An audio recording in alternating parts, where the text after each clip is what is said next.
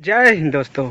आज मैं आपको बताएंगे कल आपको 25 तारीख को पवन सिंह का गाना आ रहा है जबरदस्त। देखिए पवन सिंह या खेसारी दोनों का सपोर्ट कीजिएगा, तब जाके भोजपुरी आगाड़ी बढ़ने वाला है या तो नहीं बढ़ने वाला है, एकदम विश्वास में।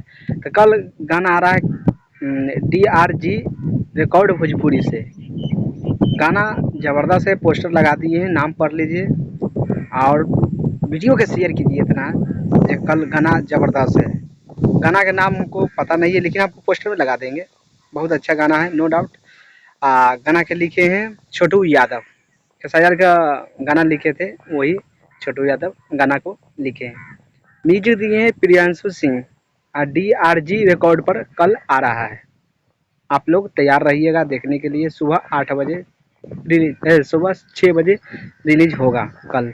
तो बस इतना कहना चाहते हैं, वीडियो को इतना शेयर कीजिए, इतना जब मजा आ जाए। और वीडियो को कम से कम 100 लाइक कर दीजिएगा। बस पवन सिंह का फैन है तो 100 तो लाइक बनता ही बनता है। बस इतने कहना चाहते हैं। तो वीडियो अच्छा लगा तो लाइक कर सकते हैं, सब्सक्राइब एंड शेयर भी कर सकते हैं। तो चलिए देखने के लिए थैंक्स।